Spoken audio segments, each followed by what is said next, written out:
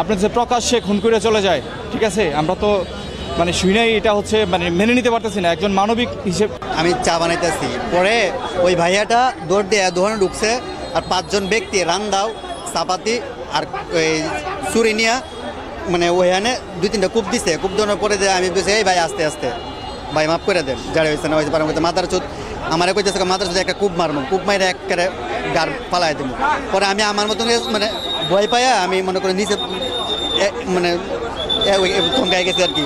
পরে কি হয়েছে ভাই আমি আর মনে করেন যে আমি আর 5 মিনিট পর্যন্ত গেলে ওইখানে গেলে মানে বসে আসছিলাম, মানে পরে কি হয়েছে আমি আর কিছু কই যেতাম না বড় ভাই। রাস্তার মাথায় ও আর আমি একসাথে আসতেছি, এর মধ্যেই মহিলা আর কয়েকটা ছেলে একজনরে ধাওয়ানি মারছে, সে 7-8 গায়ে দেওয়া ধাওয়ানি দেওয়ানে সে ওই দৌড় দিছে, যখন স্যান বাইর করছে ওই ছেলেটা তো বাঁচার লাগে দৌড় দিছে, তখন ও আমার কাছেই ও হঠাৎ করে পিছ দিয়ে দৌড় দিল, ও আমার মোবাইল বাইর করছে, বুঝতে পারছেন?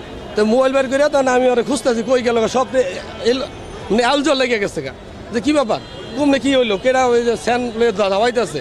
আমি পিছে পিছে দৌড় পারি, এদিকে দৌড় পারি, পরে শুনি যে এই জায়গায় আইসা এই দোকানের মধ্যে তারা কোপাইতেছে, তখন আমি ওই দূরে। বিষয়টা কীভাবে নিব আসলে আমরা দেখেও পুরো আতঙ্কের ভিতরে আছি, যেমন একটা ঘটনা এইভাবে চৌরাস্তার ভিতরে ঘটছে, কারণ সাধারণ মানুষ চলাফেরা করতে আতঙ্কের ভিতরে থাকে। যেমন সে নাকি পেশাগত একজন সাংবাদিক, সে ওই দিকে থেকে দৌড়ে আসছে আত্মরক্ষার জন্য, এখানে আইসে, এখানেও তার রেহাই পাইল না। শেষ পর্যন্ত তারা খুনেরা তাদের খুন কইরা চলে গেছে। আসলে এরা তো সঠিক তদন্ত কইরা যারা এটার সাথে জড়িত ছিল তাদেরকে আইনের আওতায় আনাই আমি সবচেয়ে ভালো মনে করি। দেশের পরিস্থিতি তো খুব খারাপই, এই চৌরাস্তা মোড়ে এত এত মানুষের মাঝে যদি কুবাইতে হয়ে যায় তাহলে মানুষের তো জীবনের কোনো নিরাপত্তা নাই, যে কেউ যে কোনো জায়গায় কুবাইতে পারে। আসলে আমি তো যদিও পুরো ঘটনা দেখি নাই, কিন্তু চৌরাস্তার মতো এরকম একটা জায়গার ভিতর তাও অবশ্য প্রশাসনের ব্যর্থতা তো আছে, প্রশাসন অবশ্যই ব্যর্থতা, বড় ব্যর্থতা আছে।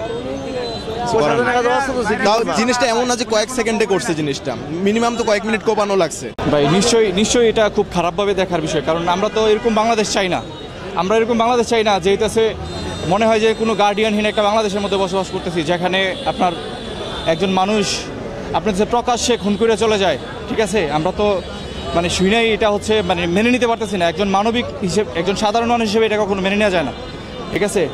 মানুষ পশুরা কখনো পশুর মতো এরকম ধরনের কাজ করে না, এটা দেখে আমরা খুবই মর্মাহত।